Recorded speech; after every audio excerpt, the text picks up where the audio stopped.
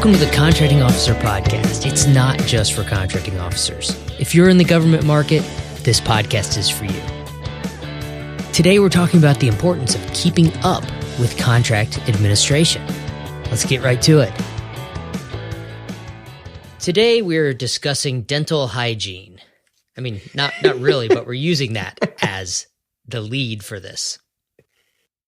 I am really good at finding excuses to not floss every day. Despite the fact that my dentist reminds me every 6 months, she says, "Are you flossing?" And I say, usually, like every other day, or sometimes, I use some kind of dodge that is something other than every day. And she says every time, try to floss every day. And I say, okay. And, 6 months later, we're back to the same place. It's something that you need to do, right? Well, contract management has some of the same characteristics of flossing, is that you don't have to do it every day, but you do have to do it enough. Before we get any deeper into the dental hygiene versus contract manager analogy, and yes, I think we're finally starting to use that word correctly. It's not a metaphor. This is an analogy we're using. Let's stop and say thanks. I want to say thanks to our Apple Podcast reviews. We're dipping into the visiting the Apple Podcast reviews for this one. Thanks to all of you who have posted reviews on iTunes. We have 121 reviews. All of them are 4 and 5 star, except one. Get one solitary 1-star review. Right. There's thousands of people that hate us, but are way too lazy to go to iTunes and post a review to let everyone else know how much they hate us. I'm sure there's thousands of people that hate us. I'm guessing thousands that hate us. We're somehow offending somebody. But somebody was really motivated to, because it's not easy to leave a review. So yes, very much thank you to those of you that have taken the time to leave us a review on iTunes. Yeah, rather than focus on the 1-star, I want to applaud that 99+% who have given us 4 and 5 star reviews. So 2 of them in particular. The first post is entitled "Extremely Helpful." It's a 5-star review, and it's from Hey, It's CMG. And it says, "This podcast really captures a perspective so rarely available in your everyday contracting job. Kevin and Paul do a great job of covering relevant concepts relating to government acquisition and are very knowledgeable and passionate about what they do. This is said on every episode, and I totally agree with it. If you work anywhere in the government contracting world, this podcast is for you." That is a great review. It's another 5-star review entitled "Refreshing Contracting Education" from W.L. Herrera. And this one says, "The hosts are effective as teachers, and their upbeat style of presenting makes the subject matter come to life." Again, our thanks to Hey at CMG and W.L. Herrera for posting those, and for everyone that has taken the time to post a positive review on Apple Podcasts. Back to our strained analogy. We're talking flossing today. I love flossing, said no one ever, right? I mean, flossing is one of the most underappreciated daily dental habits, other than brushing, right? I don't think brushing is underappreciated. I think brushing is appreciated. I think, yes, flossing is underappreciated. It's the strangest conversation I've ever had on a podcast. Anyway, it's tedious, and the results are, they're assumed. It's long-term. Like, you think it's going to help you, so that's why you're supposed to do it, right? I mean, it's not exciting to prioritize flossing. And if we ignore it, I mean, a lot of the damage that can be caused it can be fixed if we're willing to put enough effort and money into fixing it. Like what? Like getting dentures when your teeth fall out because you didn't floss? There you go. Yeah. Yeah, it's like you can get gum disease, they can fix that. You get cavities, you can fix that. You can get a root canal, they can fix that. So you could actually just ignore flossing and hope it works out. But we argue that's not a good strategy. Just like on the contract management side. Contract management is not sexy. Few people want to prioritize it. And again, even if we ignore it, much of the damage that is caused by ignoring our contract management can be fixed with enough effort and money. You can mod the contract. You can get loans from the government or from someone to fix the financial pitfalls. You can do equitable adjustments. That's the hard way, but you can do it. Right. We'll get into how and why in a minute. The good news is about the flossing is I figured out that there's a critical flossing threshold. For me, if I floss every 3rd day, it's enough to keep the dentist from giving me a whole lot of static. I don't get cavities. It's just that's my maintenance level. Right? Even though she still asks, yes. Do you floss every day? Right. Yeah, every time. Exactly. Yeah. The trick is that you don't really know if every 3rd day is enough. True. And you're not going to know for a long time. You might end up with cavities or gum disease that could have been prevented had you flossed every day. But the point here isn't how often should you floss or how often should you pay attention to your contract's administration tasks. The point is, you have to pay at least some attention to contract management and some attention to flossing. You can't just floss 100 times the day before your dentist appointment and expect good results, right? Just like you can't cram all of your contract management tasks into the day before the contract ends. There's a similar critical threshold, we'll call it, in most, or I would argue even every contract. I say that from experience because I screwed this up. And I've managed exactly 0 of my contracts with the level of detail and oversight that is required by the FAR, right? It's really difficult to get every step right.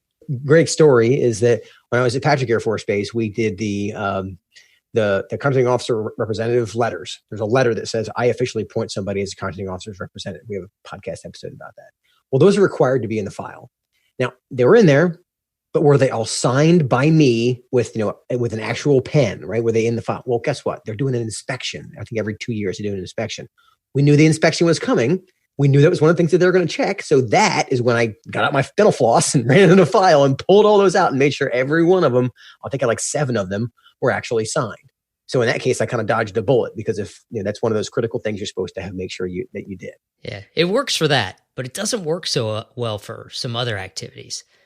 Most contracts, at least production contracts, deliverable contracts, have a list of items, documents, data that's required to be delivered. And it tells you who you have to deliver it to and exactly when it's due, how often it's due, and what the format is. Really describes what you have to deliver. In the DoD world, there's a form. I think it's a DD form 1423. I believe that so. is the contract data requirements list. And that form has all those things I just talked about. What you're delivering, when, who you're delivering it to. If you're not paying attention to when your deliverables are due, if you're not tracking those and administering the contract correctly, you probably can't just submit them all the day before the contract's over, or in your case, like the day before the inspection came, you signed all the letters. Exactly. You probably don't get credit. Signed. I swear they were. Right. You probably don't get credit for that because now you have late deliverables. And that's not really a probable event. A lot of these deliverables have to be done every quarter or every 6 months or whatever, and then it would have been noticed ahead of time. The point is, you can't just push them off till the end.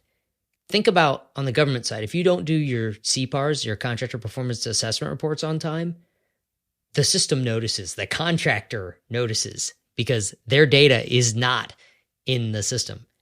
And these can be particularly frustrating, like the CPARs, because you're not the only one putting input in that form.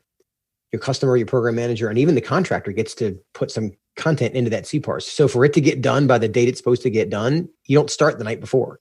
Like you said, you can't floss 100 times and we're all just going to pencil whip this thing the day before. It could take, weeks of planning and work to get it done on time. If you have a contract that's incrementally funded, not paying attention to the administration can really bite you. Think about it from the industry side. If you're not reporting to the government when you've expended most of the funding as is required by a clause, the government doesn't know that they need to get more funding and do a funding mod to keep you running, to keep the contract going. So at some point, you're going to submit an invoice that they can't pay because there's not enough money on the contract. And it's going to take them time to get that money to pay you. So in some cases, that could really be painful if you can't pay your employees, for instance. That also impacts the government. If the government isn't doing the funding mod on time after they've received your proper notification per your contract, if they don't do that funding mod, then you can't invoice because the money's not on there. And they get all kinds of mad. And you may have to stop working because you're out of money, which impacts mission and could mean that now you're going to submit a request for equitable adjustment to get paid for all the extra costs you incurred by having to stop and restart. These are minor things, but much like flossing, with a little attention to it, you're not going to get that equitable adjustment cavity.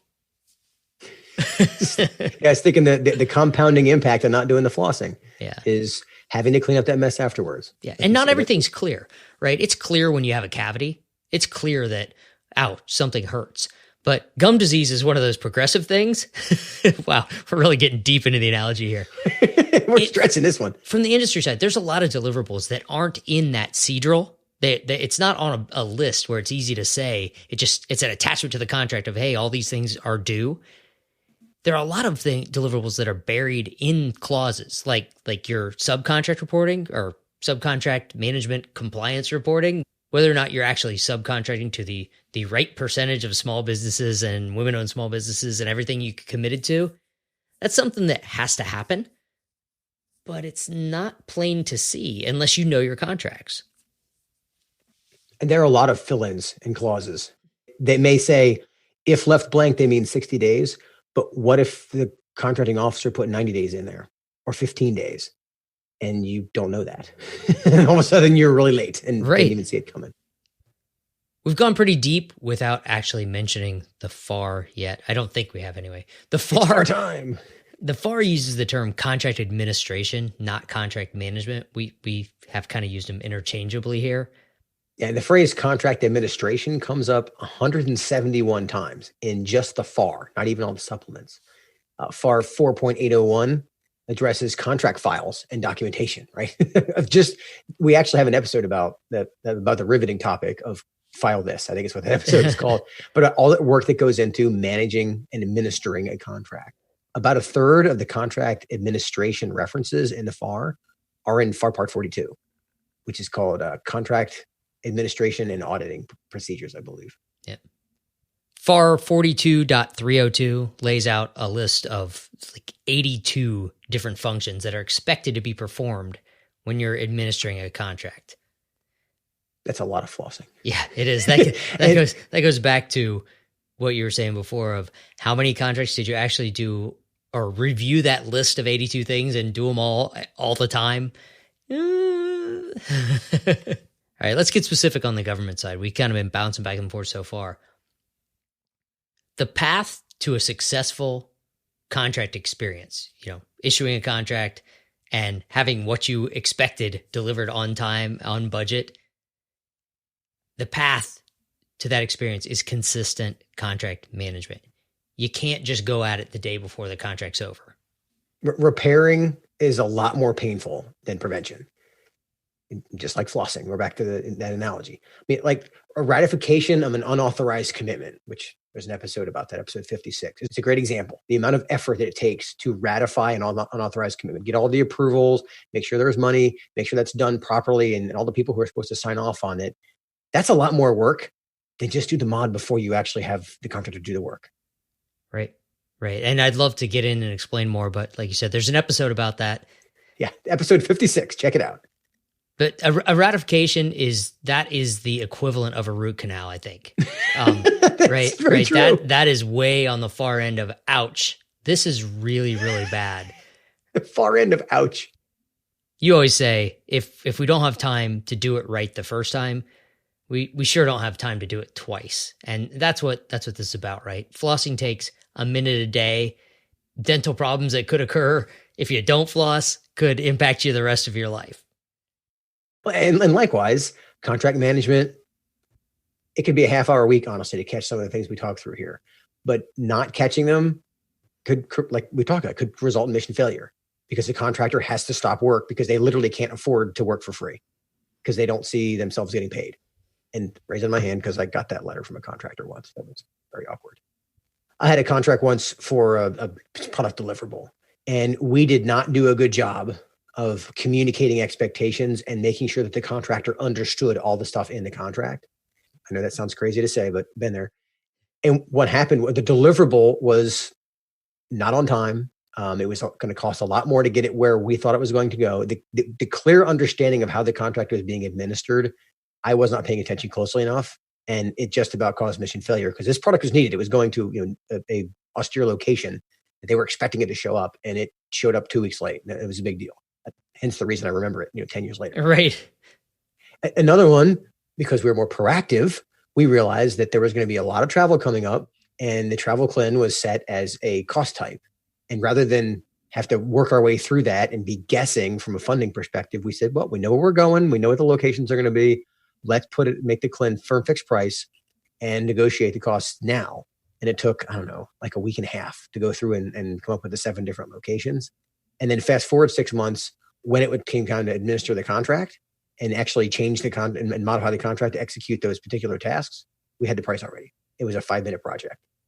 Much easier as opposed to having to negotiate it down the road. It's because I was looking at the contract and the contractor told me, this is going to be harder to do as a cost type because I'm going to have to submit all these forms to you. So really good communication there. Right. Again, prevention is more effective than having to fix that by having them submit a claim for all these extra costs that weren't anticipated but were in scope that they were told to do. And now you got to figure out how to get that authorized and get them paid. My favorite story of this one is during the first month of a kickoff of a contract for product delivery. And the Navy SEALs wanted us to tweak the fit of this piece of equipment a little bit, right? So we modified the contract. We actually did it there on the in the room basically and mapped out what it would cost. And the change in cost to the material and whatnot was $11 per unit. And these units are like $1,000 a piece. So it's like a 1% change. Now imagine if the Navy SEAL says to the contractor 6 months from now, like in the heat of, hey, I need these things. Hey, I need you to fix this. And they're doing it after the fact. They're retrofitting this piece of equipment and then they're sending me a bill for it. Yeah. Just the shipping is more than $11. Exactly. That's a lot more work. And you can see how that would impact industry as well. They've delivered their product. They think it's good and gone. Their folks, their people are moved on to another project working on something else. Suddenly there's some fix-it work. Sure, they're going to get a mod. There's going to be money coming in for that, but they might not have the staff available to do it right away. Again, having those kind of conversations, that open communication helps to avoid those issues. The exact same things apply on the industry side. We talked about how payment, about incremental funding, how if you don't do the proper notifications, the government doesn't get the money on time. You may not be able to submit invoices. You may have to stop work. Not a good thing. We talked about deliverables. Some of them are buried in the contract. I had a contract, actually a bunch of contracts with a particular agency where they added a new clause about, I think it was a labor hour reporting clause that required some data collection about how many hours were worked by which labor categories and how much they cost.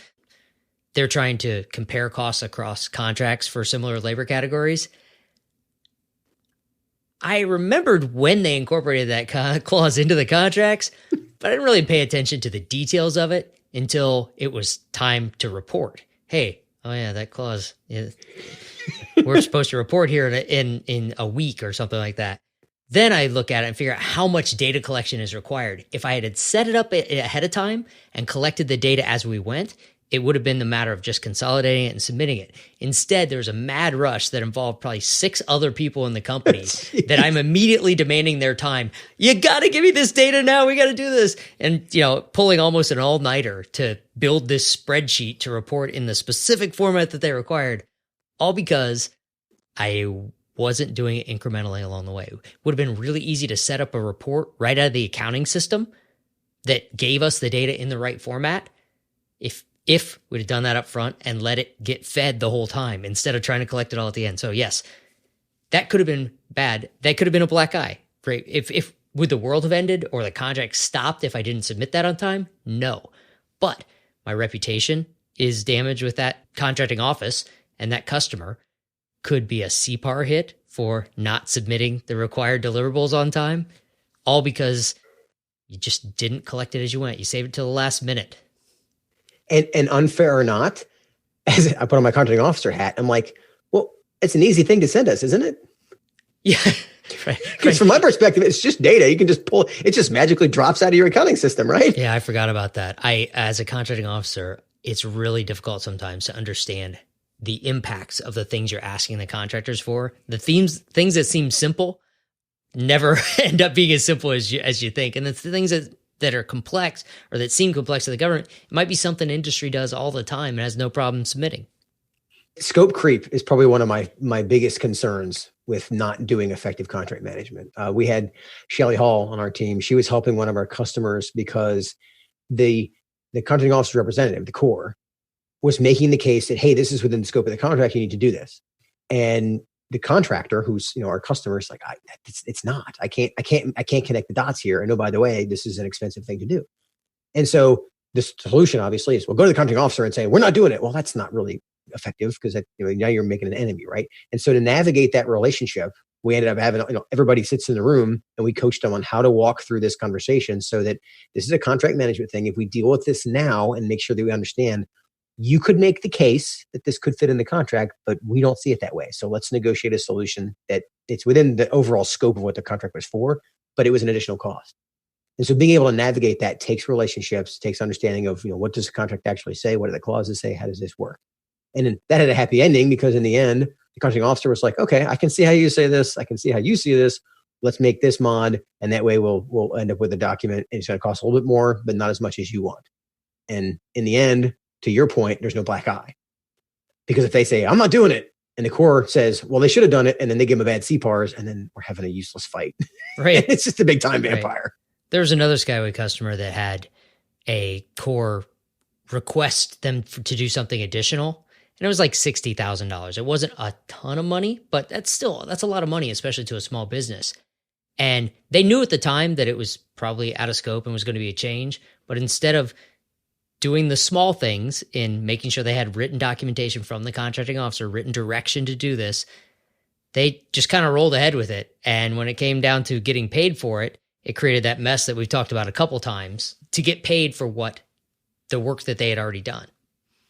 Yeah, because at that point, it was seen as out of scope and the person that had approved it was long gone. And Yeah, all for something that could have been no problem at all. Yeah. Which is, it's the whole hindsight's 2020. So be in repair. Don't be in repair mode. Be in prevention mode. Or as the great Washington Redskins coach Steve Spurrier once said, hindsight's 50-50. What? Oh, that's probably why Steve was full of those great comments like that. Wow, that's just classic. Most people probably think of Steve Spurrier as a college coach and don't even remember his short stint with the Redskins, but that quote's enough to keep it in my mind. Love it. Let's not neglect talking about when all this stuff occurs. We always link things to the acquisition time zones and the execution time zones.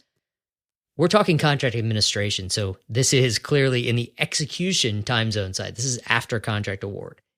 And it's every zone, from the honeymoon zone at the kickoff, where you can clarify what little contract administration things are going to need to be done along the way, all the way through to the wrap-up zone, where if you haven't properly administered the contract, you're just leaving a big mess to close it out at the very end. In the acquisition time zones, you're going to start to feel this in the market research zone, because the market research zone is where the RFP is getting written. And we can look back at what happened in the contract management side and say, gee, this is a really bad idea to make this schedule deliverable every week. Or this was a really bad idea to do this as a cost type contract. I guess you're right. The contract administration occurs during the execution time zones. But if you pay attention and learn from those, you can make the next contract easier to administer. And that would occur during the market research zone. Yeah, because that's when you're doing it again. Let's not make the same mistakes twice. All right, that's enough of the time zones. Acquisition time zones are episode 3, if you want to listen back to that, and execution time zones are summarized in episode 84. I think that's what we wanted to say today, Kevin. Let's wrap this one up. That's all I have to say about that. So the big takeaway for me is contract administration is like flossing, right? It's not exciting. It may seem tedious. Okay, that's repetitive because you got to do it every day. But there's this thing called Murphy's Military Law. And number 6 of Murphy's Military Law is if it's stupid, but it works, it's not stupid. Thanks, Mark Horstman from Manager Tools for introducing me to that idea. It may seem stupid to have to do this every day, but it works. Well, contract administration may seem tedious, but it works. It keeps the big problems from becoming big. Yeah, and every day might be every week. It's back to, is flossing every third day good enough? Well, maybe not, but it's better than flossing every 3 months. Or 100 times. or 100 times on the last day, right? We kind of pointed out in here, there's so many nooks and crannies in government contracts. There's so many requirements that might not be clear on the surface. If you're on the government side, don't assume that the contractor knows or understands them all. The kickoff is a great time to make sure they understand it. They should have understood it from reading the RFP with a microscope. They may everybody not, does that. Yeah, they may not have. So if you clarify those at the kickoff, of the contract, you're in better shape, right? You've done some preventative medicine right up front. Yeah, don't assume they've read it all. I mean, as a contracting officer, I assumed that at my peril and was surprised at the things that the clauses they didn't read and the things that even if they read it, they didn't understand it because, again, they don't live in the FAR like a lot of us geeks do. Industry folks, we mentioned this during the podcast. Non-compliance with your contract can be very painful or even fatal. And it's usually not as painful for the government, right? You could go out of business if you do work that's not authorized and then try to get paid for it later. The government isn't going to go out of business. Whether they pay you or not, they're not going to go out of business. It could cause impacts, but not as deadly impacts as it does on the industry side or can on the industry side. So pay attention to your contracts, learn those nooks and crannies that we're talking about. A lot of them are the same in every contract. Sometimes there's those little surprise ones or a new clause comes up that lands on your contract that, it does something, but you don't pay too much attention to it till later. Contractors, show the government that you realize how complex contract admin is. Here's the greatest way to do that. At the kickoff meeting, have a list of things that are the deliverables on a list and say, okay, who am I submitting this to? And here's when I'm expecting to do this. Is this the date you're expecting it? And confirm the stuff that's in the contract. I can think of the companies that did that. I can see them in my head from the times at the kickoff meeting. They were ready to walk through this and go, this is the expectation that I see. Let's agree on that now. Tell me, did I miss anything? Are there any deliverables that you were expecting that you usually get that I'm not seeing here? Exactly. And I also had the other extreme where they said, okay, how do I what format do I submit this in? And I'm thinking, oh my goodness, they didn't even read it. And I'm kind of, again, regretting the fact that I awarded them a contract, but that's a whole rabbit trail. But that whole idea of that sets the tone for the expectation of we're going to administer this thing. We're going to floss at least every 3 days to keep this thing from blowing up. So we're not fighting 6 months from now over somebody not getting paid. Yep. All right, Kevin, that's great for today. I'll talk to you later. All right. I'll see you, Paul. That's it for this episode. Thanks for joining us. If you enjoy our podcast, we invite you to check out the Skyway community at skywaymember.com. The Skyway community is the essential resource for anyone at any stage of starting, growing, and running a business with government contracts. We speak GovCon. So whether you're brand new to GovCon, you just got your first contract, or maybe you're already a successful government contractor, being a Skyway community member gives you the edge. To learn more, call us at 877-884-5280 or check us out at skywaymember.com. We'll see you next week.